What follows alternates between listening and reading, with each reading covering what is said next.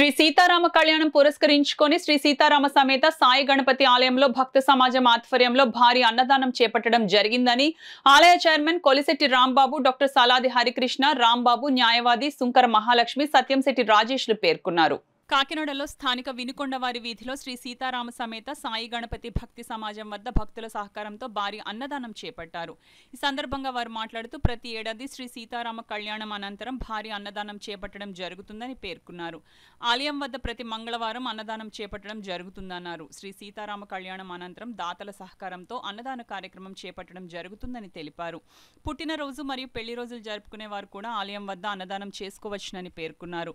కార్యక్రమంలో ఆలయ కమిటీ సభ్యులు సీతాపతి, అద్దేపల్లి రాంబాబు, సుంకర సురేష్, చికట్ల శ్రీనివాస్, చికట్ల గంగాధరం, కంచర్ల లక్ష్మి, సుంకర మాధవి, చేబ్రోలు గణేష్, వీరభద్రరావు, నల్లూరి తులసి శ్రీనివాస్, శేషగిరి, లక్ష్మి, ప్రసన్న, టిక్కు, శ్రీకృష్ణ తదితరులు పాల్గొన్నారు.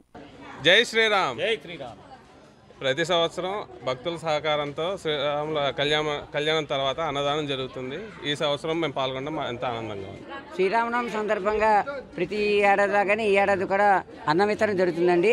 భక్తులందరూ విచ్చేసి స్వామివారి ప్రసాదం స్వీకరించి స్వామి కృపకు పాత్రవలసిందిగా కోరుతున్నాం. జై శ్రీరామ్.